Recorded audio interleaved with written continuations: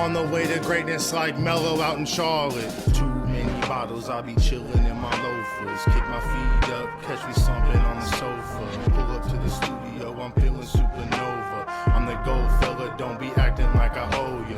Welcome back to the GoldenBoys podcast. It's YonnyK and Golden Riot. Seto Montana couldn't make it today. Cody Morgan couldn't make it today.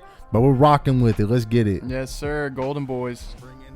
Being in this chair feels so much better than that. Being at that desk. Because I got everything in front of me. I feel like. You want me to run the keys or what? No. I mean, I'll do it. I think I need to. We need to work on set. It feels like too much with the table and everything. Mm-hmm. And then it feels like I'm more of a producer, not. You are the producer. A host. Oh, but I'm still a host. You know? Yeah. No, I got you. But when I'm over there, it's kind of like. I don't know. I feel like we just. Things we'll work on, you know? Yeah. But, yeah. Yeah, I got, I don't know, I was thinking I might start a second podcast. For real? Yeah, just, not so much, like, funny or, like, just whatever bullshit we're talking about, but, like, specifically, like, motivational, inspirational, stuff like that. Like, get people on with stories of, like, where they've been in lows and come out of it and shit like that. Shit, I'm down to hop on every once in a while, bro, when you want me. Yeah, just, and I want it to be a little bit more slower paced, a little bit more focused on the one topic. Specific, because this is kind of just everywhere. There's not really this is, like, if you asked me what this podcast was about, I don't think I could explain it to you. It's literally whatever we want to talk about for the day. Like, have you ever sat down and talked to your friends? And they're like, yeah, and you're like, that's exactly what that's the GoldenBoys, dude. So, shit. Yeah, it's pretty good, though. Let me grab this energy drink. What's up, dude? I haven't seen you in like 2 weeks, bro. Yeah, bro, it's been a time, dude. I started working out. Oh, for real? Yeah. You been going with your brother or what? No, every time I get off work and I'm like, yo, you gonna go to work out? And he's like, no, it's my off day. Oh, lovely. Yeah. So you try to get on his schedule, bro. Yeah, I worked. Well, the problem is he works out with his buddy. Oh. And they don't work out till late. And like, you're already going to bed by that time? Yeah, like, dude, I'm asleep by the time they get back when they go to the gym at 9 o'clock at night. Yeah, it's fuck like, that. There's no way I'm That's doing so that. late, dude. Like, yeah. I've been going, dude, I went to bed at 8 o'clock last night. 8:30. Oh, yeah. Dude. That Patron or what? Fucking Gavin, dude. A motherfucker. I literally hit him up, right, because they had their celebration of life yesterday for Sandy. God rest her soul. But, what's it called? I was like, hey, you gonna get a bottle of Captain for me? He's like, I got Patron. Damn. And I was like, all right, dude, sounds good. And I fucked myself on it more than anything. I literally was pouring the Patron and Cherry 7-Up the same way I was pouring Captain and Coke. No, bad. And you know how I pour my Captain and Coke. Yeah, that's rough. And every time I took a drink, it's like, fuck, dude. Like, it fucking sucked, dude. I had just 2 drinks and a shot of Patron, and it, like, afterwards, dude, I fucking, like, we went to Renee's grandma's house, and, what's it called? Like, I felt like shit the whole time, dude. Yeah. And I feel bad because I made it seem like I didn't want to be there, but I wanted to be there, but I felt like shit. You know what I mean? Yeah. And her vibe was like, oh, he doesn't want to be here. Like, he's just here because Renee. Right. But then at the very end of it, I was like, hey, are you ready to go? Like, I just don't feel good, dude. And she's like, oh, well, I guess. And then I was like, oh, and I ran to the bathroom. It was like when Seto ran in here and fucking threw up. And I get out and I was like, hey, I'm sorry. And she's like, no, I can tell you're sick now. Like, yeah, right. Like, it was all justified with me throwing up, dude. Yeah. And then, what's it called? She gave me like trash bags. I didn't throw up the rest of the night or whatever, but just Patron's rough, dude. Yeah, dude. That's Anybody listening to this, don't drink that fucking horse piss, okay? Yeah, Patron is nasty. It's very good when you want to get fucked up, but Patron is nasty. I think Patron is good if you're, like, if we're going to do a shot of Patron. I'm good for a shot of Patron.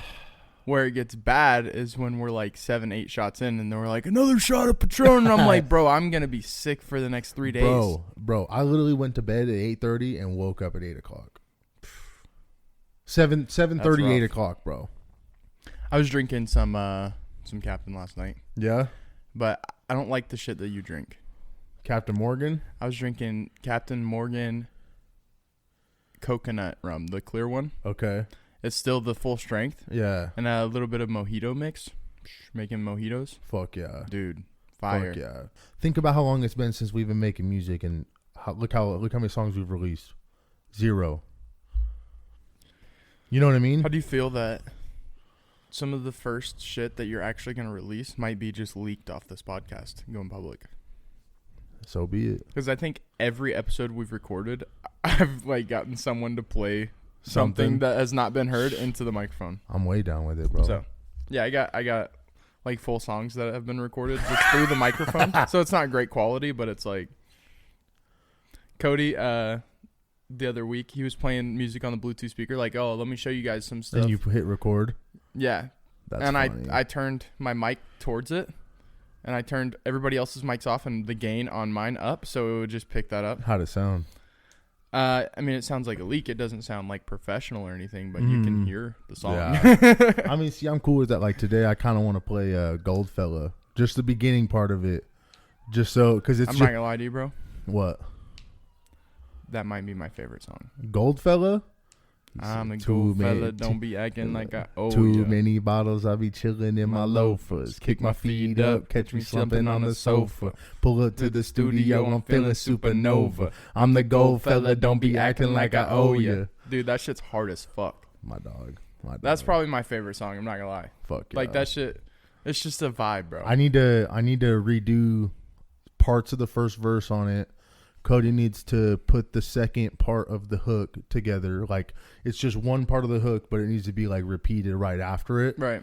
And then I need to record my second verse. But I changed my second verse completely on it because I didn't like the way that it sounded with the beat. Interesting. Like, I don't know. I would like to talk to Cody about this. What would it look like? Obviously, when you're building a song, you want the beat to be consistent throughout. yep. But what if in the second verse, it was almost like the beat switched up a little bit? Well, it does and it doesn't at the same time. Like, it's all the same premise. Like, you got to keep the same premise of the beat so it all sounds consistent, but you can still throw in some wrinkles with it. Right. Like, you can take out drums in, like, a 4 set or a 8 set and then throw them back in for the rest of the 8 set. Or for the hook, you can throw in drums for a 4 set or throw in a flute for a 4 set and then take out the flute. You know what I mean? Yeah. Whenever, like, I'm just barely cracking into making beats and whatnot, bro, but it's like, it's all how the fuck you want to set up a beat. Like, you can put whatever you want with a beat. It doesn't matter. Interesting. Like, when we made Chef's Kiss, me and Seto, like, we sat down or whatever, and, like, I was just fucking with it. He's like, dude, what the fuck are you making right now? And the way that it was intricated throughout it, bro, like, the drums, I put the drums in for, like, a 4 set, like, an 8 set or whatever, and then take them out for 4. And then I put them in for 4, take them out for 8, put it in for 4, take it out, and then put it in for another 8, and then take it out for, you know, like, it was just me chopping it up. But the way that it sounds, it's like, fuck, dude, like. So beyond having a pattern in the drums, now you're creating a pattern with the drum patterns. Yes, but you have to have your samples. You have different, like, I love a fucking piano, bro. I feel like a piano could go with any beat. The right piano sample. You know what I mean? Like, fuck, dude. Yeah. Like, dude, my favorite is beats that have, like, the acoustic guitar in them. Oh, bro. Look, fucking check this right here, bro. I'll Like play this through here, bro. Huh? Like some Juice WRLD shit. I'll play this. Still see your shadows in my room. This is off conference calls. This is my favorite beat, Riley, that I've ever made, bro. Literally my favorite one. Bet. Let's hear it. GoldenBoys getting an exclusive from YonnyK.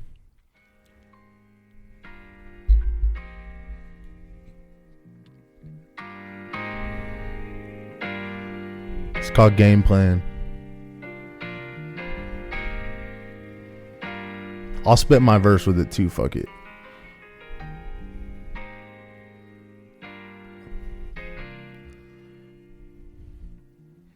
Me and Red, I like Jokic out to Murray. When we're separate, it's like Timmy D with a splash of Curry. Always sprinting to a finish cause I'm always in a hurry. Gold mine so deep, might fuck around and make some jerseys. All the progress, they gon' make me a statue. Once I get going, just know I'm gonna pass you. So many colors, but I'm fucking with gold and blue. Thought it was one and done, it's something you never knew. Started in the storage and now we in the penthouse. They walking up the stage, my fucking crown is out. All I had was determination, now they shouting out. I keep it in the circle, man, I'm not chasing clout. If you have my back, I guess you better show me. Cause I will leave you in the dust, I'll have you feeling lonely. I'll give you the shirt off my back to lessen the burden. If we talking magnificent, I guess we talking Spurs then. I'm in y'all's corner, you can never count us out. I can't throw the punches, but I'll never throw in the towel. I can have any girl I want, but I got the girl I chose. Having a starstruck, man, I got her froze. I'm shouldering y'all through the fire, getting one step closer to hell. We gonna stay in business, but we keeping the clientele. We say some off the wall shit, call us Chappelle. Only close to death, I'm under the scope of trail. When someone has the audacity to say they make more, they always on the shit end that end up hating more. I've sat and watched my boys grow up into men. I had countless friends, but now I'm down up under 10. Crazy to think that I'm down up under 10. If I give the call, the posse will come running. It's the game plan, all these pussies are gunning. Man, you best hope that we don't have a run-in. Damn. Bro. That's my favorite beat that I've ever fucking made right there. It's so... Like, it just, like, you can vibe with it, bro. It's very jazzy. It's just a vibe, bro. Like, I called it game plan, and it's like, it's just beautiful to me, man. Oh, yeah. It's off conference calls, bro. I don't know when conference calls are coming out, but I'm working on it. Yeah, that's some good shit, bro. You're going to have to get me on there. I'm going to get a verse on there. Golden Riot. I'm down to throw whoever on. Like, I got this guy I work with, bro. And he showed me a SoundCloud. That fool can fucking sing, I just need bro. you to make me a beat and send it to me because I've learned that my issues when making music, trying to write music, is that I'm trying to write the words and then apply the words I've written to a beat. Yeah. But I need the beat so I can write the words to the beat. That's fair. Like, if I don't have, like, most of the stuff that I have for beats written out or whatever, like, or beats that are just in general, hold on. I'll write like a 4-set that I think in my head, and if I don't have a beat for it yet, I'll stop at a 4-set, or I'll do like an 8-set, and then just I won't go any farther on it. But then just like something to build off of. Something to build off of if I don't have a beat. But right. If I have a beat, I'll write out a whole fucking 16, whole 20, whole 24. I don't give a fuck. Like, me and Seto have a fucking song we have called Studio Strawberries. And I wrote out 64 bars. God damn. And it's all one verse. Like, me and him were just going fucking hammering it down, dude. Like, there was that one song I did about when me and Mason did that song about Gavin and his homie or whatever. Like, you know what I'm talking about, right? It was on SoundCloud or whatever. Yeah, I think I know what you're talking about. But like I fucking teared up when I was recording that song just because it hit home for me or whatever. Right. But then on that song, I had like 3 or 4 bars about my dad, and like as I'm writing it, bro, like I can just I feel like a fucking tear going down my fucking nose, because it's like it just hit home. You know what I mean? Yeah. But it's like if I can do some shit like that, bro, with every song that just hits home, it's like I don't give a fuck what anybody else thinks. Right. It's about the feeling behind it. It's not necessarily about what you're saying. It's about the feeling behind it. It's about the energy you're putting out. As long as, because all my, like, everything we've showed you guys are fucking down with it. Yeah. Because you know me, Red, Seto, and Cody all got fucking bars. Like, I don't necessarily care what other people think, bro, but if my homies don't like it, then I'm not going to put it out. Yeah. You know what I mean? I think there's something important to that, too, about it being real. You know, like, if you're, like, too many people talk about just some bullshit, like some fake shit in their songs, and it's like, if you're talking about something real, even though the masses might not like it because it's not about pussy and drugs and guns, then it's like, dude, there's something powerful in you rapping a verse and literally shedding a tear because of that's powerful. Yeah, bro. Like that's emotion that you're putting into that. Everything. And I would say that's more important than any hit that you could ever make. You know? Bro, all day, all fucking day. Like, when we recorded Not Today, bro, like we had this premise of a different beat that we used, and it was like a sad type of beat. And then we went in there and we were like, fuck, what song are we gonna do? And we fucking, like, the three of us sat on, like, let's do Not Today. Or we didn't even have a fucking beat, like, or a song, like, laid out. And then Cody starts putting together a beat, bro. And we're like, fuck, dude. Like, and I don't remember who said it, but they're like, dude, let's do Not Today to this. And all three of us just looked at each other like, yeah. Like, okay. And then we laid out our verses on it. And then Cody vibed so much, bro. That was the only song he's got on with us so far. And he did the hook for it. And it's just like, that song right there, I don't care how bad of a mood I'm in. If I play that song, I'm instantly going to be in a better mood. Hell yeah. Dude, Cody, I'll give him his flowers. He's very good at picking up on the vibes. Oh, every time, like, bro. The way you guys showed him stuff, and he just like he you were heard, in the studio with yeah, us, bro. he like you play something for him, and he hears the beat, and he just immediately picks up the vibes and recreates them, and you're just like, bro, he's literally like Gandalf, bro. He's like, oh, I know exactly what I got to do. yeah, Like, you know how, because didn't you go back and rewatch those, right? yeah, Like, every time, bro, whenever something would happen, he's like, oh, I have to write out somewhere. yeah, And he knew it. Like, obviously it's going to be like set out, but he knew exactly where he had to be at every moment in those books or those movies. yeah, Wherever he was needed, he was there. right. That's literally what Cody's on right now. Nah. Yeah, Cody is honestly, out of everyone that's a part of Gold Mines, I would say if all of us as a collective, as a group, don't make it where our goal is to be, if one of us were to make it, it'd be Cody. Yeah. Like, or he's Red. like, or he's Red. on it, bro. Red's a fucking alien, dude. Yeah. Like, his song Interlude, like the song that we did Interlude, like Seto and Red had their verses and I just did spoken word. But when Red went in, we didn't listen to that song for a minute, and then I played it one night, bro, and my fucking mind was blown. Like, I think I've talked to you about this already, but he said, I left to get a bag, but I'll be back by Christmas Eve because he's in jail. And we recorded the song in fucking February, March. He said, the pumpkin patch be smiling at us. I bought the button up and the slacks to match it. Like, he's going through his fucking court process. Damn. Like, this fool fucking thought about it. Like, obviously he could have thought that it was going to happen, but at the same time, how do you know that it's all going to happen like that? I think we're going to have to, I'm very excited to get Red on this. I think there's an opportunity for, if we have all of us here, that it'll be a very more like a party and just bullshitting and fucking around. But I think if we could manage to get just me and you and Red here, and Seto, Seto on this too. The more people we have, I've noticed, the less focused it is. I get that. But I'm saying if we could have just like a couple of us, like, just to really pick Red's brain, like. Nothing like this podcast I'm talking about, like this idea for the Red episode. Like, I don't give a fuck about us. I don't want to hear stories from me. I don't want to hear stories from you. I don't want to hear stories from Seth. I just want to pick into this dude's fucking brain. Ask him how. Like, we want to pick apart everything he says. Yeah. Because that's why I like talking to Red. Because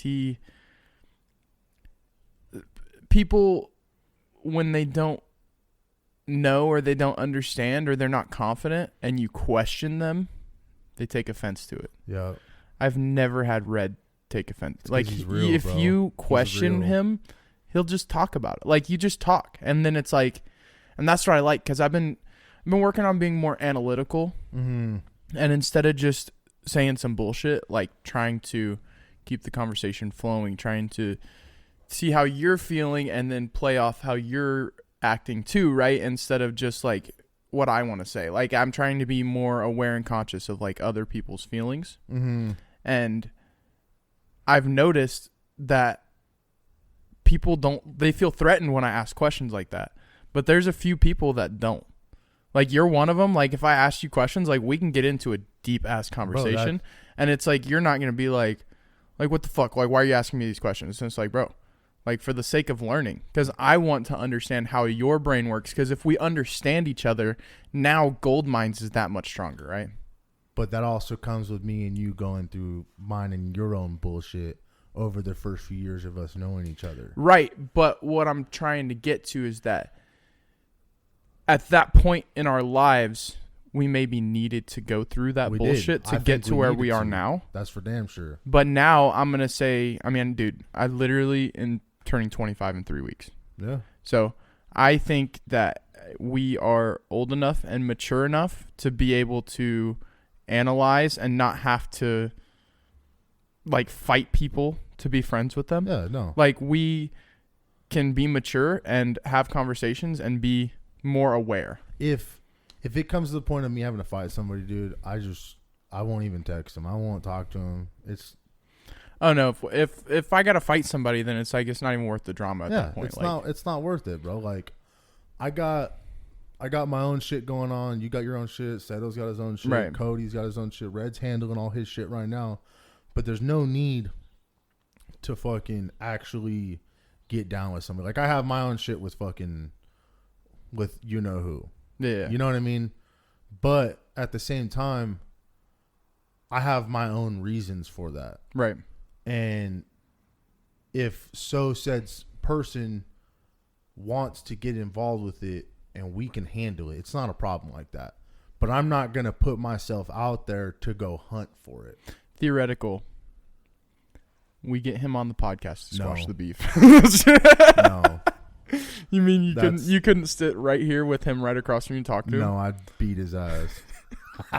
We're like, no, we're not talking about beating somebody's ass. No. Have we been having the same conversation or? Yeah, no. I couldn't do some shit like that. Yeah. Like, I've had him add me on Facebook and whatnot, and I just I don't even say nothing. I just leave it there. It's like, I'm at that point, bro, where the extra drama just does not benefit me in life. So why feed into the drama? Yeah, I feel that. So I've recently dropped a pretty close friend that we can talk about it later off the podcast. But we can cut it out. Well, the whole thing's gonna have to be cut out. It's not like I can leave parts of it in. So we'll talk about it later. But yeah, man, it's rough. Like getting older and like. I think it's important to realize that people grow in different ways. Yeah. And just because our paths are leading us different ways does not necessarily mean that we hate each other. It doesn't mean that we're enemies. It just means that we might not be as close as we once were. Mm-hmm. But there's also nothing wrong with that. I think growth is important, and if that's what the growth looks like sometimes you outgrow people, sometimes people outgrow you. You gotta stick with it, you know? I feel that. It sucks, dude, because like we all set out however many years ago, like we banded this brotherhood, and obviously we're gonna drop some flies along the way. Right. Cool, whatever, bro. But as long as there's no hate, like, you can dislike somebody all you want. But if you hate somebody, both of you need to come together to wrong that hate. Right. And just get to a standstill point. You don't have to like each other. You don't have to go out to dinner all the time together. As long as there's no hate, right, the world's going to be a better place. Right. But it comes to a certain point where we need to, like, I want to get all of us up here at some point. If we can do that, that's my ultimate goal in the end, bro. Right. Because I don't care. My own personal goals right now is literally just GoldenBoys podcast, Gold Mines music, and I want to do a streaming, like YouTube streaming, and just play old fucking games and just put them up for everybody to enjoy. Bro, you could literally do that. I know. That's a very realistic, easy all thing to three do. of them are. Yeah. All three of them are. We're literally doing 2 of them as we speak. Right. I've taken a hiatus off making beats and whatnot. Like, that's my own thing because I'm just not motivated to make anything new. Like, I am, but I'm not. You know what I mean? Yeah. And what's it called? But like I was talking to Trell about this fucking streaming service, like doing YouTube stuff, and all I need is a capture card. Or a PC. Well, I have the Mac. And I'm gonna, because he uses a Mac for all of his stuff, and I'm gonna. So, okay, yeah. So you're saying you need like an Elgato so you can capture and stream from the Mac off of your Xbox? Yes. Okay, yeah. But I want. No, I was saying like if you had a PC, like my PC. Have I showed you my setup? I think I can show you after this. I have a camera and everything, HD camera. Like I have a streaming setup. I could literally start streaming the second we're done with this and go live on Twitch streaming any game. Fuck. See, but I've been buying like old Xbox games, old PS2 games. Right. Like I bought all the Lord of the Rings games, and I'm waiting to play them till I start streaming them. Like, so the hard part about that I is gotta have you're a gonna capture need, card. well, you need a capture card, but now you're going to need specific cables and adapters. I have an based adapter. off what you're using, because like you can't record the same way off an Xbox as you can a PS2. I have an adapter set up to where it goes from the RCA's to the HDMI. Okay. So I already have that set up. You know what I mean? What? Oh, fucking schlag, huh? Oh, whoa. Let's be quiet, phone.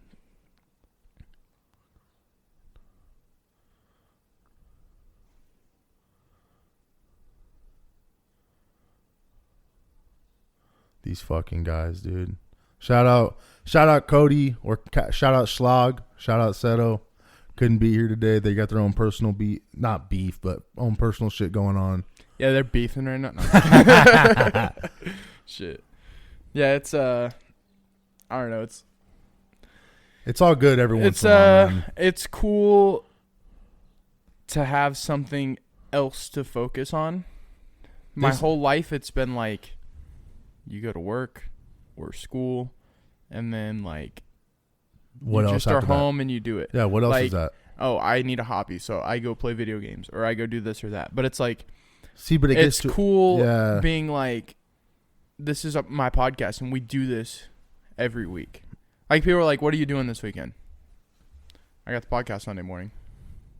You know, and it's like, it's no longer like, oh, I'm free. Like I'm just fucking around. Like I got responsibilities of, even though it's not really doing much right now, like we're working towards something. Mm-hmm. It's nice to have responsibilities outside of, I'm just gonna go mindlessly play video games for.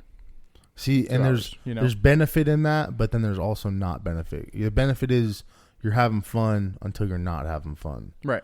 Because I've gotten to the point, bro, where I'll play a game for 30 minutes and I'll get off. Yeah. Even 15, but like, what am I doing? Like, I started playing Starfield, and I got onto it, ran around 30 minutes, got into the main part of the story, got into like the first big city that you get into and do the first quest, and I just talked to him, and I ran around, and I was like, I don't even know what to do. So I got off. I've been playing Starfield for like a week and a half. I'm 27 hours in. Good God. Good God, man. Yeah, dude, I've been enjoying it. It's really fun. Like, my stepdad's been fucking playing the shit out of Starfield. Yeah. He's been enjoying every fucking second of it. But for me, I don't know, man. I've been in a mood where like I just want to watch TV. Right. Like I went through and watched all the Harry Potters. I watched all the Lord of the Rings, even the Hobbits. And then I was like, what am I gonna do now? Dude. So I started watching fucking the Sons of Anarchy. Last week I watched the Dark Knight trilogy. Bomb as fuck, huh? Dude. Bomb as fuck. And then if you really start thinking about it, because it's like there's a very clear story of what's being taught to you. Mm-hmm. But like for an example, in the second Dark Knight movie, in the beginning scene, they're robbing the second bank. one. Yes, they're robbing the bank. Yeah, right? yeah. So as they're going through robbing the bank, you have to realize that this plan was so thought out that not only did the Joker give instruction to the group of people, so he gave a general plan to the whole group, and then gave individual plans to every single person that no one else knew about. To kill everybody in the end of it. And he's like, what happens to the guy who cracked the safe? And he's like, oh, Like, he didn't make it. He's like, well, how do I know that you're not going to do that to me? And he's like, oh, because I'm supposed to take out the bus driver. He's like, what bus driver? And then he gets hit by the bus. Yeah, and you're like, for bro, real. that shit, like, He none of deviously- that was on accident. Oh, no. Yeah. Because he ended up being the only one left over. Yeah. Like And then he just burned all the money anyways. He didn't give a fuck. Yeah. Yeah. All he cared about was getting Batman, bro. That's all he cared about. Heath Ledger had a fucking beautiful fucking... Like, have you ever seen the video of them doing the Grammys for it? And when his name got brought up for being the guy to win the award, people were like crying, bro. Yeah, they were all crying and shit because he was already dead at that point. Bro, me and Seto looked it up. Like, he never got to see the final product. Damn. They did the movie, and then he died. Like, I want to say within weeks, dude. 5 or 6 months before the movie came out. Damn. Yeah. We also looked into it that the way that it was supposed to line up if he didn't pass away was they were going to do the Joker trial.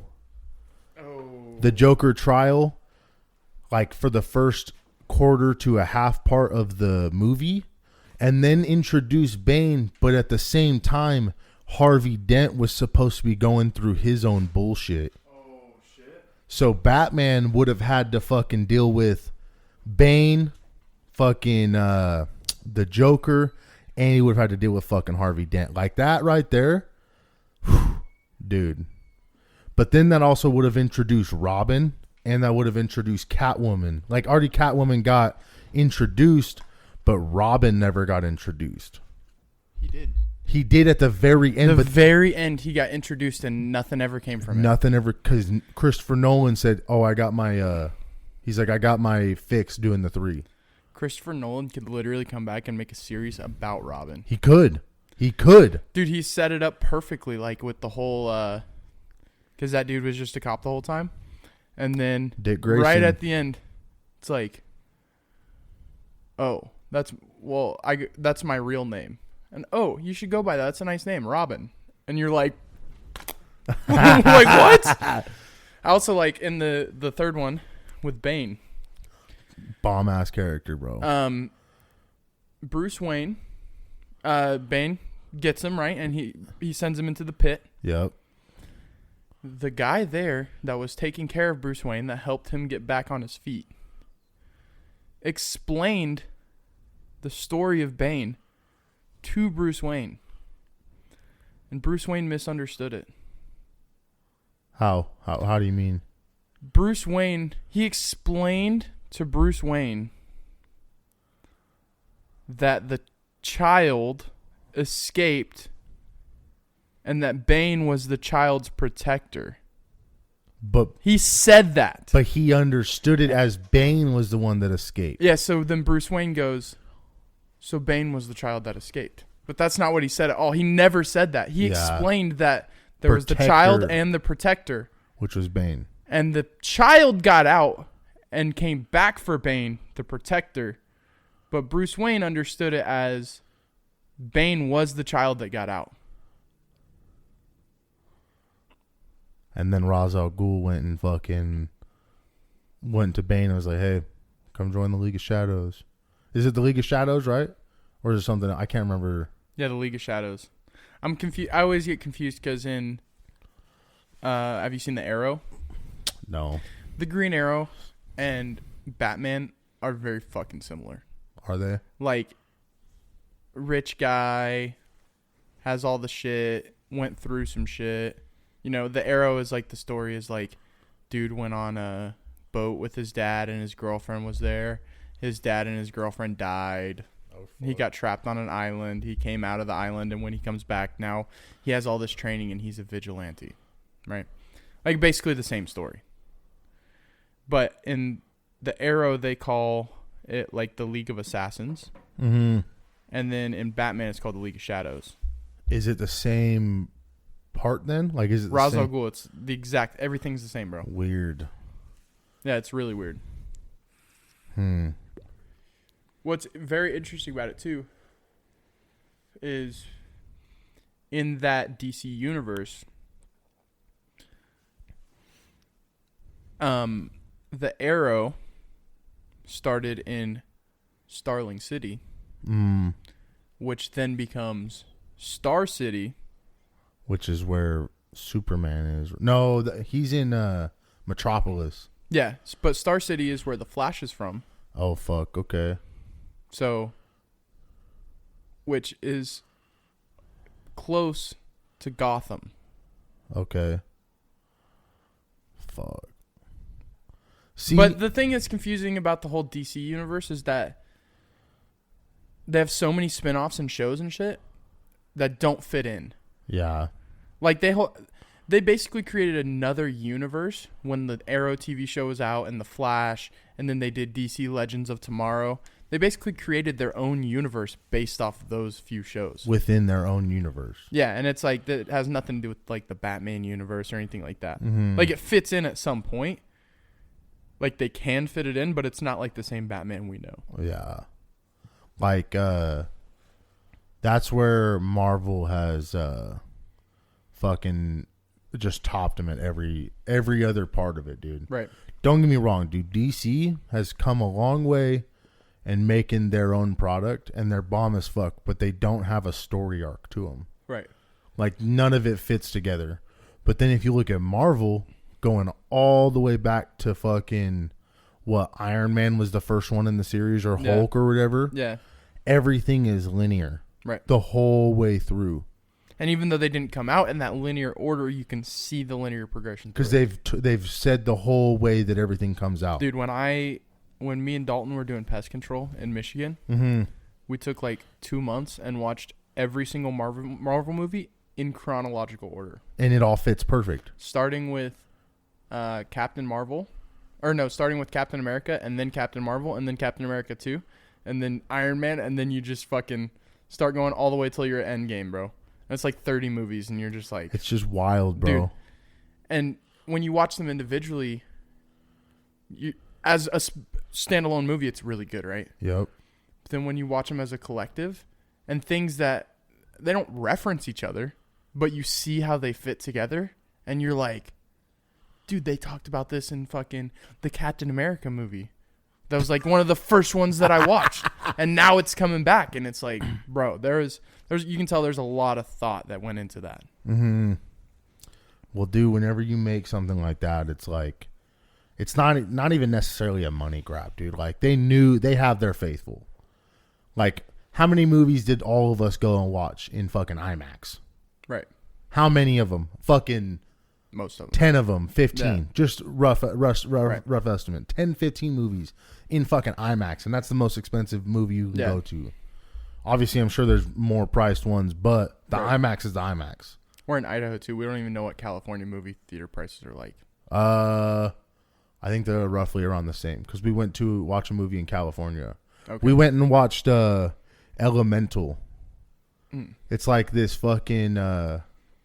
I want to say like this fire.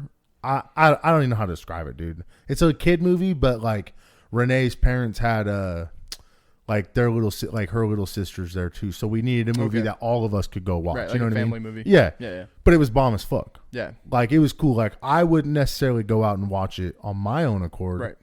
But with all of us watching, I was like, all right, fucking big bet, let's do it. But there's a lot of good movies out, bro. Like a lot of good movies. Yeah. Yeah, movies. I love a good movie. I struggle when it's long though. Like, have you ever seen Catch Me If You Can? Leonardo DiCaprio. It's on Netflix. Hella good or what? Tom Hanks, Leonardo DiCaprio.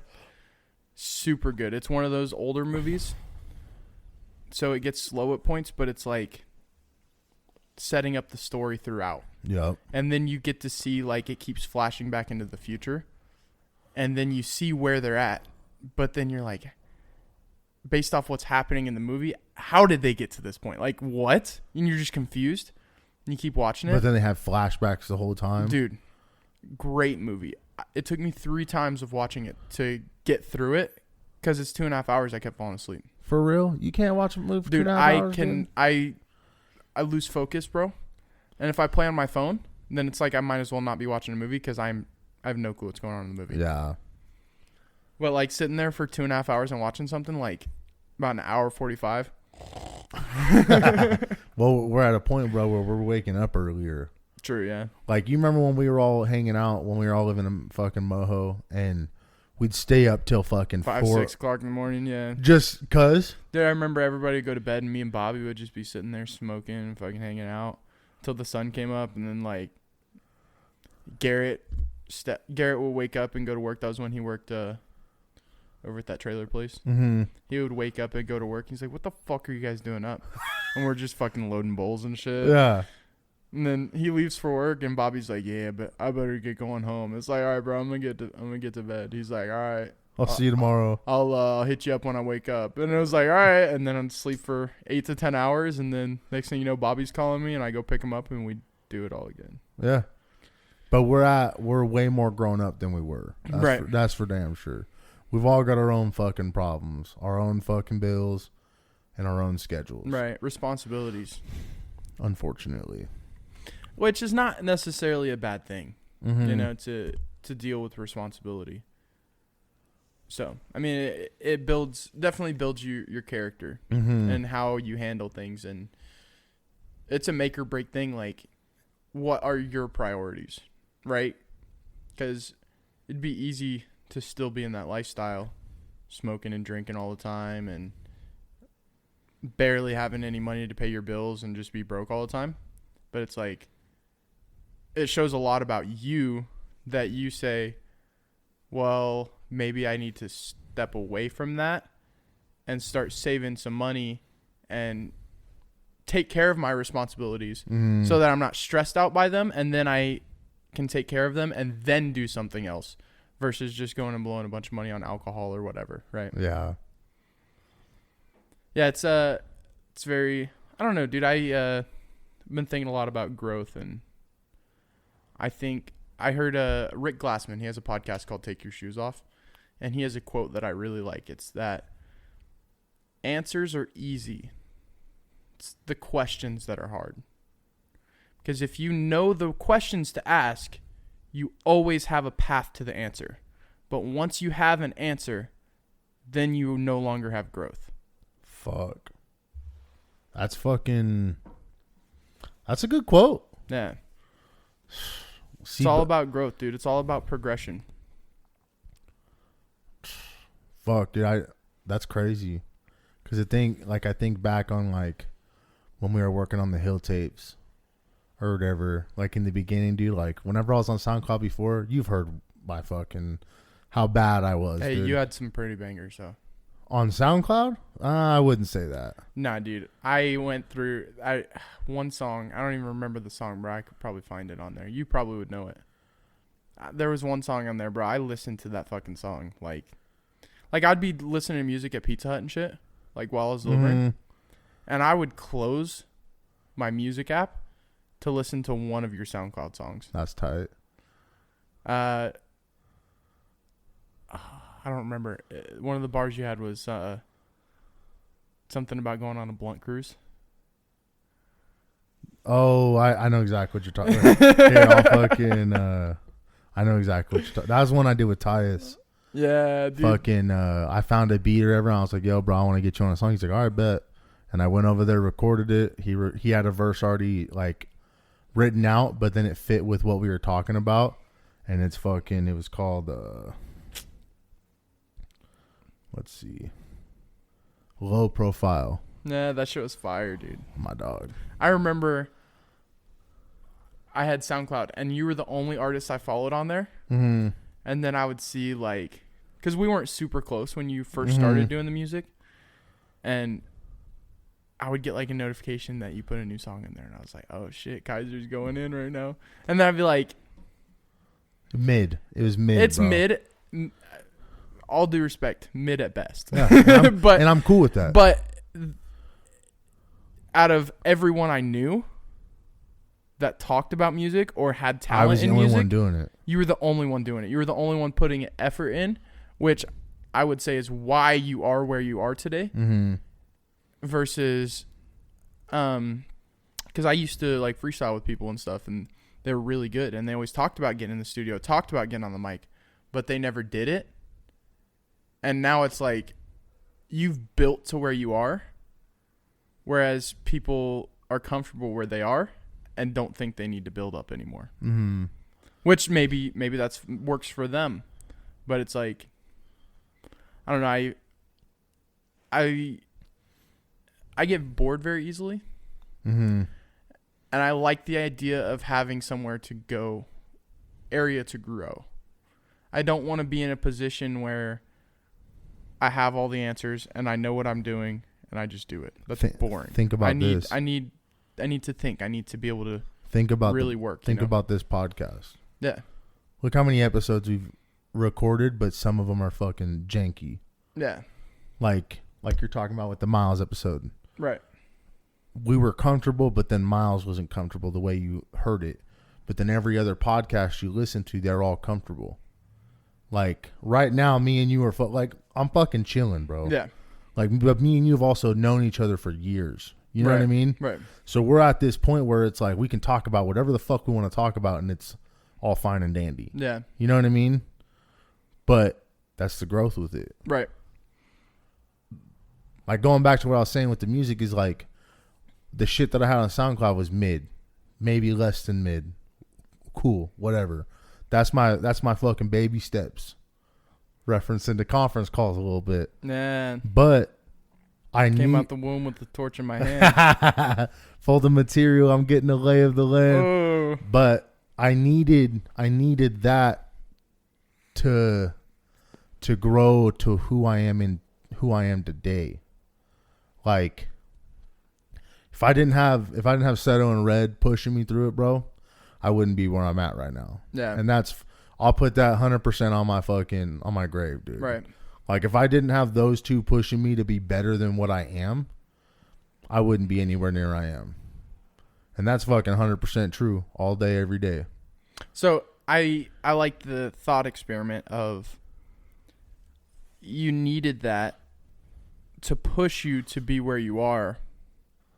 And I can still grow into something more. Yes, but so my point that I'm trying to make is that you needed that to get to where you are now, and now you understand that you needed that push. Mm-hmm. So moving forward, you might not need as much of a push because you can provide that push to yourself. Yeah. Instead of getting it from an outside influence, because you know that's what you need. Mm-hmm. Right? I don't know. I don't know. I've been trying to be more analytical of things and not ask very basic questions that could be simply answered. I don't want to ask questions that can be answered with a yes or no. I want to ask questions that need to be talked about, that expand on thought. It's not the why am I doing this? It's how can I do this? My dad, I wrote this down, bro. Me and my dad were drinking last night, and I wrote down a quote. We need to get your dad on a fucking episode, like soon. Yeah, I wrote this quote down. He said we were talking because I was talking to him about this, like how to ask questions that inspire conversation rather than get blown past.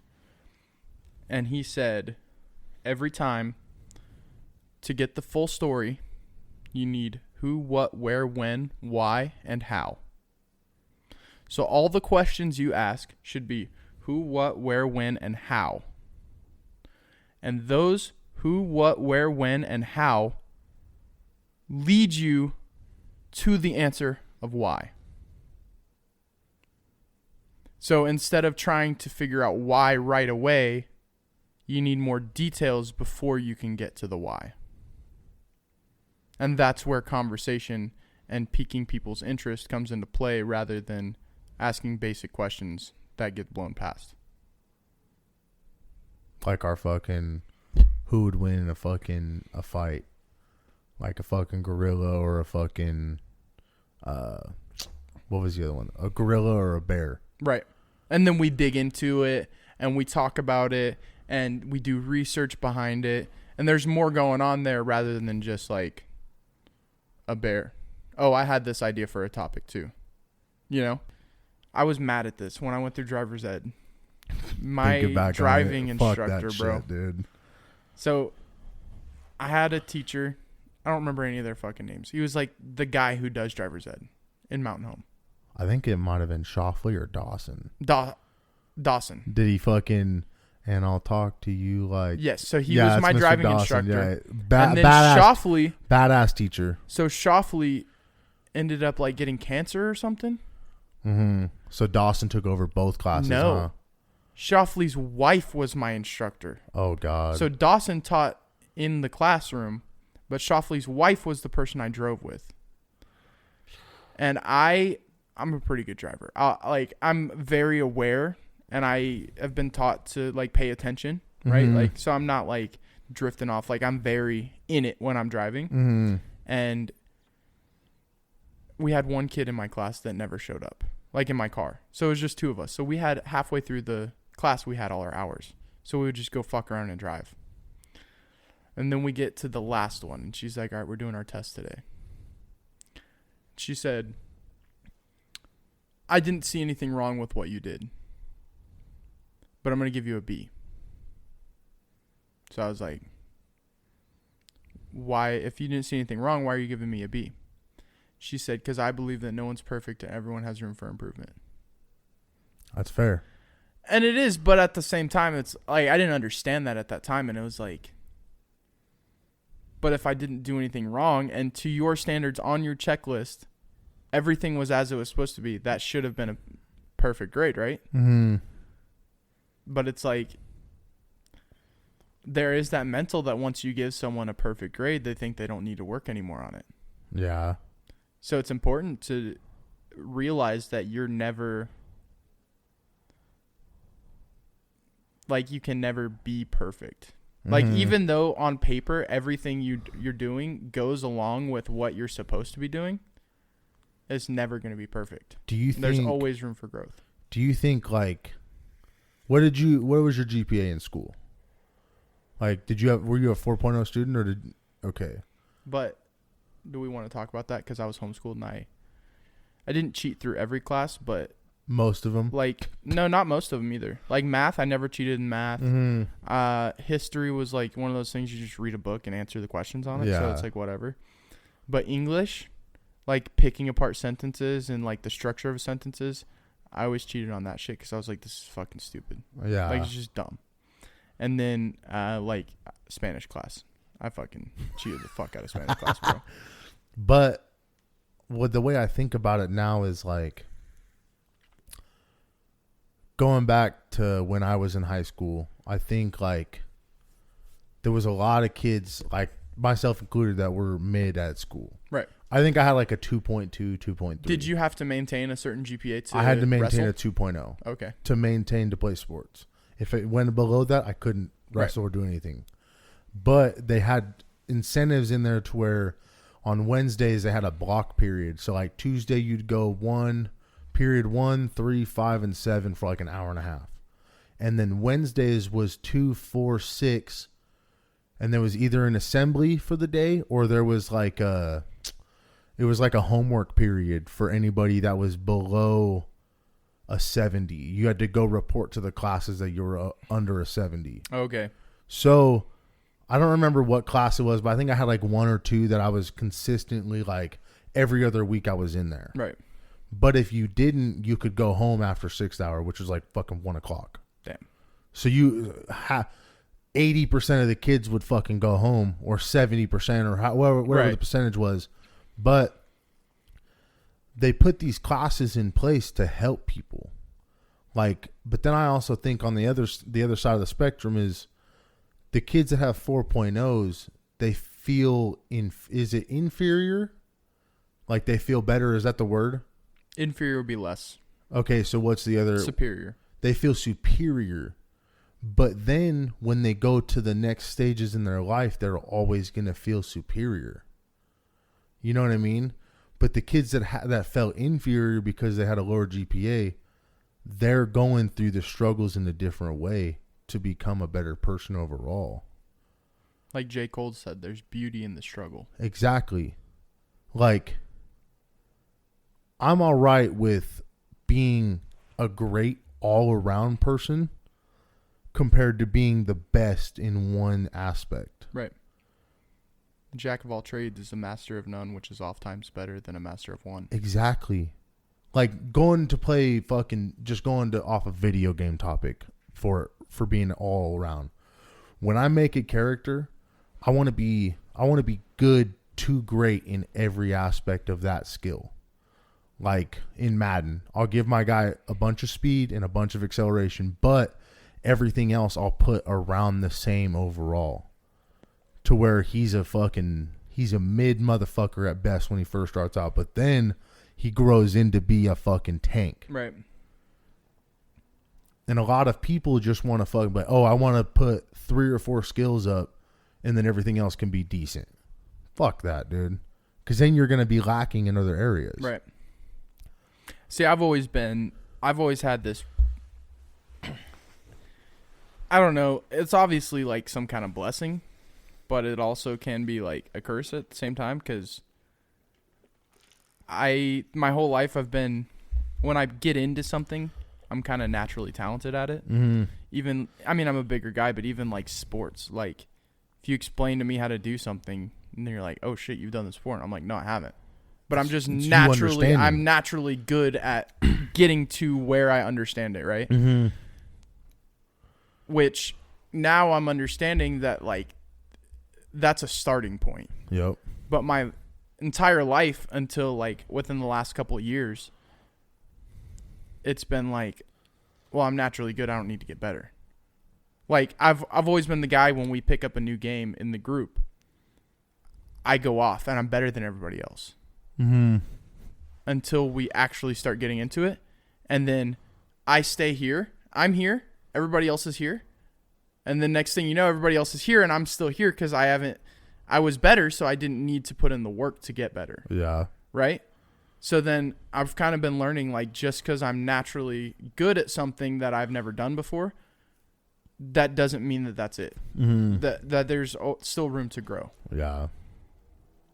But it took me a long time to get there because when I was like 18, 19, it was like, we start doing something. I'm like, oh, I'm good at this. And it's like, you want to go do this? And it's like, nah, bro. Like, I'm all right at it. Like, I don't think I can get any better. Which is obviously bullshit. Yeah. There's always room to get better. But it was like what's the point in getting better? Mm-hmm. You know, like I never understood that even something stupid like a game, getting better at it and putting the work in is good for your mental. Yeah. It's good for your mental health to work towards bettering yourself in something, even if it's something that doesn't matter, like a video game, you know? Yeah. Dude, whenever I bought this new Madden that just came out this year, I genuinely felt like I was trash at the game. Which I don't know why you bought that. I mean, it's on Game Pass. Yeah, fuck off, dude. I buy Madden every year, bro. No, I'm just fucking with you. But like even Renee was watching me, dude, and I was getting fucking dogged every game I played. Yeah. Like I'd win my games or whatever, but it was a struggle to get to that win.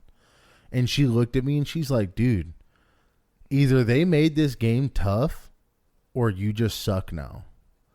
And I was like, I've been playing Madden since Madden 12, bro. Right. And we're at Madden 24. So 12 years of consistently playing Madden. And that's the only game where I know if I go up against somebody, I'm going to, like, I will run their shit. Yeah. And then Gavin beat me. Gavin's beat me, but it's me beating him more than he's beat me. But he ran my fucking shit, dude.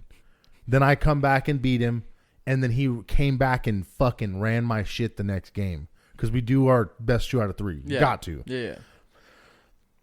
But I thought I had a thing. I was like, dude, am I fucking like? Is this game just better than me now? Right. And like we did a franchise, and bro, I picked the Jets. They're not the best, and they're not the worst team, but I got my fucking shit ran, bro. Like I think on the season I'm like 3-9. 3-10, getting my shit absolutely fucking rocked, and it's just like, what am I gonna do? Right. So I really traded away all my the best players to have a better draft capital for the next few years, because I was like, I need to build a better team. Right. And yeah, it's just like that's the part of need to get better or not fucking playing. True.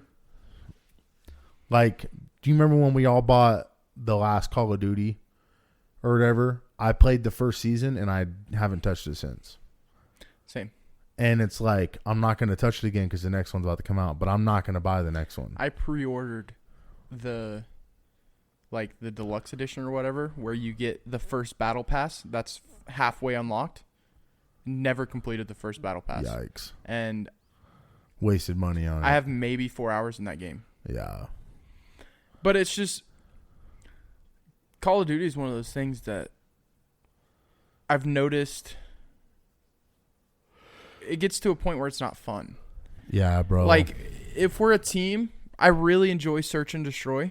When we're a team and we're working as a team, and it's like we have structure to what we're doing, and when we lose, we can counter that and maybe put an extra person here, you know? Mm-hmm. Like, we can figure it out. I like that. I like the strategy behind it. I love it, bro. Running around and shooting people is repetitive and boring to me. Mm-hmm. Or what really gets me, the reason I quit playing Call of Duty, is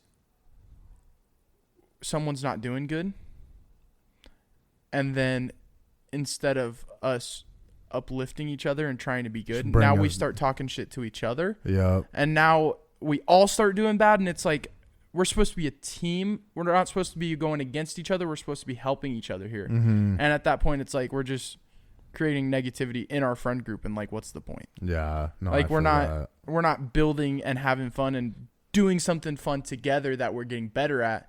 We're just kind of getting mad at each other now because we suck, and it's like, and it's hard now that I'm older and have responsibilities, and you know, wake up early. You can't compete with those 16-year-olds that are playing for fucking 8 to 10 hours a day. Yeah, like, those fools. I remember being at that stage too. That's right? And it's like nobody can touch you, and then it's fun when you're in that. But now, are you gonna go play Call of Duty for an hour today? Like, you're not gonna get any better in an hour. Yeah. Like, you're gonna play for an hour every day, and just like you're gonna get a weekend, and you're gonna be like, "Fuck this, dude! I don't have time for this bullshit. Like, I'm gonna go do something else." Fuck, dude. I think when I was playing that through the first season of it, dude, like, I got to a point where I was just wanting to use shotguns all day. And, like, it went to shipment 24/7, and all I wanted to use was a shotgun. Yeah, and then it's just repetitive. You're just running and pulling the trigger and running and pulling the trigger and dying. And it's like, what are we doing here? Yeah, it got to a point where it wasn't fun no more, dude. Yeah. But one of my favorite games, even though it's fucking tough and I suck at it, I love fucking Siege. Like, going back to the team building thing, like, if you don't lock down an area and you don't fucking work as a team for it, you're going to lose every game. Because the other team is probably a full team of a squad. Yeah. And they'll be like, no, we're going to run through this shit. That's how Counter-Strike is too. Yeah. Yeah. And it's just like, if you can bunker down one area, bro, and your whole team is in the same objective, you're going to win a lot of games. A lot of games. Yeah. Even if don't have all the strongest players. Exactly. Yeah. Exactly. But if you're communicating like, oh, he's over here or he's down the hallway. But if you have this area locked the fuck down, like, everybody puts up their walls, everybody does their own gadgets, you have people on cams, like, you can't lose. Yeah. I would like to get into Siege. I've always thought Siege was really big, and all my friends were really into it when I wasn't. And then when I wanted to get into it, everybody kind of fell away from it. I downloaded it. It's on my Xbox. I actually just deleted it from my PS5 the other day. Well, you need to get it back because it's cross-platform. Oh, I'm down. I know it's not cross-platform between PC and console. No, because PC users are fucking insane. Yeah. Because they're fucking mouse and keyboard. Like, the mouse it's so much faster than fucking moving with the analog stick. Dude. Right. Like, those fools will be fucking looking at your Wi-Fi up there. They'll look at that and then look at that in half the amount of time. And there's muscle memory and more range of motion, so you can be more precise. Yeah. Because instead of like this, right, to try to get that fine movement, you're like this. Because good PC players, professionals, don't use high sensitivity. They use low sensitivity, and they give themselves a big-ass mouse pad, so they're doing this. Yeah. And then you can get really fine movements. One thing I saw a video on that I was doing at one point when I was into Counter-Strike was when you set up your setup, don't just try to be like, oh, this is where I want my sensitivity to be. You want your sensitivity to be where when you're on the farthest left of your mouse pad and you move all the way to the right of your mouse pad, you do a full 360. Oh, shit. And then you kind of can gauge, okay, if I go halfway across the mouse pad, I'm going to do a 180. And then you kind of can gauge based off your area you have to move. It's a lot more on your arm, but you create more muscle memory, and you can be like, that's professional players are just amazing because of that. Fuck yeah. No professional players use high sensitivity because it's not realistic. Fucking games, bro. Yeah. Fucking It's a games. lot. I was thinking about this whole time, dude. Like, you know how it was just me and you on this episode? Because you're the host / producer, like you're the main guy. Yeah. I think this one should just be called the YonnyK episode. Yeah. And then one of these other days or whatever, when nobody else can make it, like it could be like the Seto Montana episode. Right. Or the Cody Morgan episode. And then Yeah. one day it could be like the Red Summers episode. Right. Like last weekend when I was gone camping, like nothing happened because nobody was there to take charge for the day and set it up. That's, You know what? That was my bad. Because I thought about it, and then it was 9:30 on Sunday, and I was like, wait, what am I doing? is right nobody coming for the podcast? It wasn't that I didn't think about it, because I was ready. Everything was set up. I guess I didn't consider the fact, like, I in my mind, we were all on the same page that it's at 9:30 on Sunday. So in my mind, I didn't have to remind anybody because we already know. We've talked about the fact Kaiser's not going to be here, and we're still doing it. So then in my mind, I'm going to be ready and everybody's going to show up. And then nobody shows up, and I'm like, so are we not doing this? And then it's like, you're like, well, I'm not here. And I'm like, yeah, I know. But like, I literally we had planned. Did we not have a plan? Like we have talked about this before, right? I literally said, I was like, damn, I'm gone for one weekend and there's no structure. Right.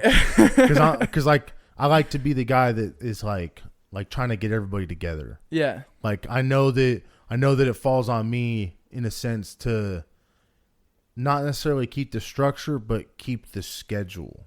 Right. You know what I mean?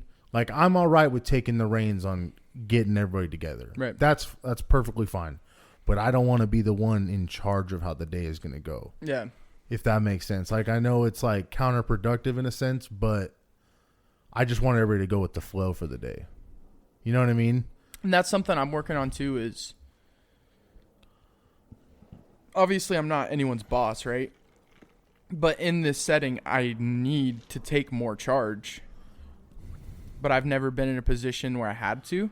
So I'm struggling to figure out what it looks like to take charge and like what it looks like to bring up and talk about like issues we're having that I've noticed in editing that we need to work on. So then you're the guy for But it's it. hard for me because I have never done like the delegation like that, right? So I don't know how to present it in a way that is like, hey, we need to work on this versus, hey, you're fucking up. Then Right? I don't. One thing, everybody's had bosses going through work, right? Yep. I'm fine with being a boss and having say in something. I never want to be the boss that talks down to people or makes people feel lesser. Yep. Because I've been in that position and it's not fun. It's not It's fun not at a all. good work environment. So I'm trying to figure out how to take charge and delegate and deal with issues and bring up things that we need to work on without being a dick about it. Look how me and you did it today though. Right. That's exactly. But could you not tell before we started recording that I was like even nervous to bring it up because I was beating around the bush at first. I was like, well, and we kind of, I've noticed through this that we kind of have. And what did I tell you? It's like we just kind of got to work on this, and it's like it took a little bit of a rabbit trail before I got to the point of what I was saying. But there's no need for that rabbit trail. There's a way to be stern and tell the truth, but not Be a dickhead. talk down to anybody, yeah, bro. right? It's literally like. But it's a balance you have to find because sometimes you almost need to be a dickhead to be in that position and like, hey, this needs to change, right? Yeah. And that's where I don't want to become a dick about everything, but I understand that there might be a point where it's like I need not, maybe a dick is not the right term to use, but like I need to be more stern and like, hey, you might not like this, but this needs to happen. And they can take it this way or they can take it this way. Right. But as long as every path, like if it goes like this, right, and then it goes back to how it is, I'm cool with that. That's actually a conversation that we do need to have an actual gold mines meeting and sit down of like, we've started this, but how do we want gold mines to be perceived? Because we can easily get in here and just do whatever and then at some point make a mistake and it ruins gold mines. But if we're aware of how we want it to be perceived and where our line is of what we don't want to cross, and I mean, maybe there will be things we talk about that some people don't agree with, but personally for us and our line and what we're going for, that's okay. But we don't want to, and I mean, obviously everybody's going to have a different kind of vision of what that looks like. But I think that's something important to talk about because you don't want someone under gold mines to go make videos doing this and like make like some racist jokes or something like that. And now, even though that's on the gaming side or the skits side or whatever we're doing else, at the end of the day, it still reflects on the gold mines. It reflects on everybody. Yeah. Yeah. So this is like, it's not about like, because there's people that have been doing social media for years and it's like, dude, I've had 5 YouTube channels before anything happened because I did stupid stuff. And then it's like, you still didn't start over. But we can't do that with something like gold mines. We can't just start over. Right? Like it all works together. And if we're going to start over, that's a lot to just start over. We have to completely redo gold mines, and that's not.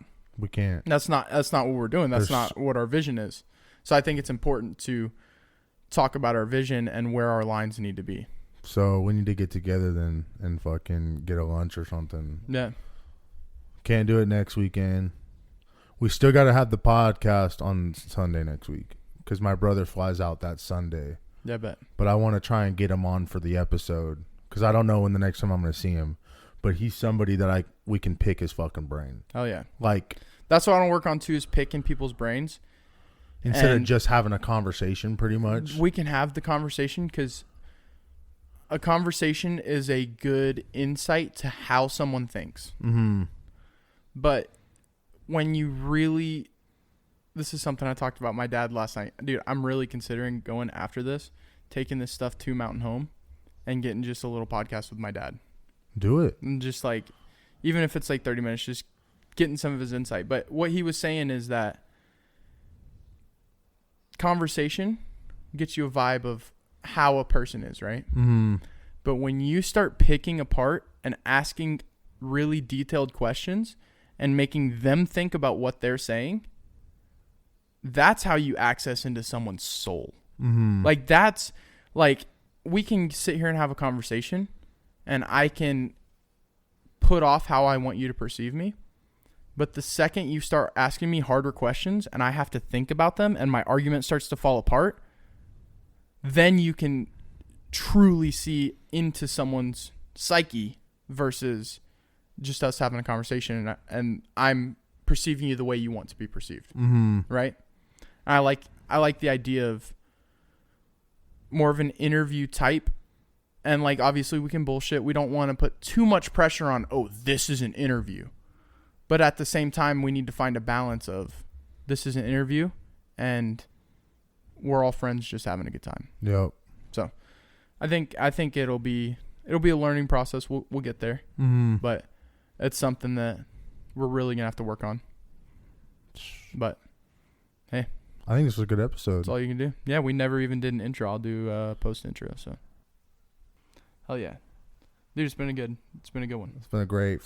It was a good conversation that needed to happen. Yeah, I feel not even if it was all 4 of us. I feel like this conversation would have happened. Right. But when it's the YonnyK episode. You know what I mean? Yeah, yes, sir. But all right, this has been the Golden Boys podcast, the YonnyK episode.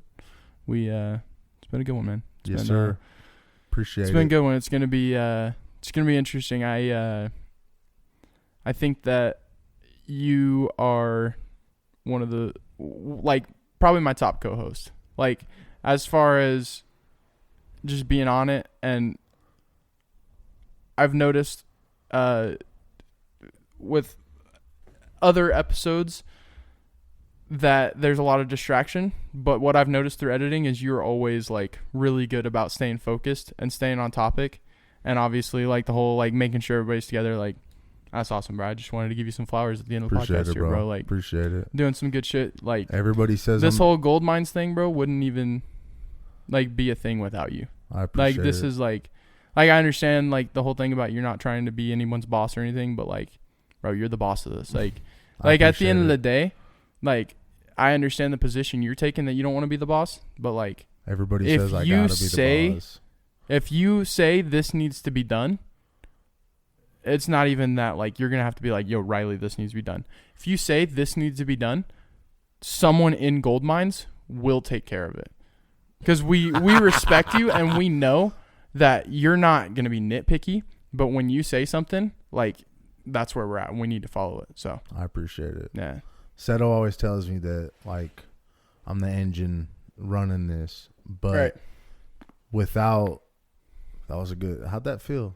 Bro, it felt pretty good. That probably came through the mic, huh? I don't care. It went through my headphones. Be a good we one, can leave all this in too, except for like this little bit right here. You know what I mean? Right. But everybody, Seto keeps saying that like I'm the engine, bro. But without the people feeding the coal, how does the engine go? Or right. Without the oil changes being done, how does the engine go? Yeah. You know what I mean? So I appreciate. But at the end of the day, if we have a team of people that are scooping coal into nothing, then what are we doing, you know? Like the engine, even though it requires other people to continue to run, the people are useless without the engine. There's no movement without the engine. I appreciate it, bro. Some good shit, bro. I appreciate Hell it, yeah. bro. GoldenBoys. YonnyK signing off. Fuck yeah.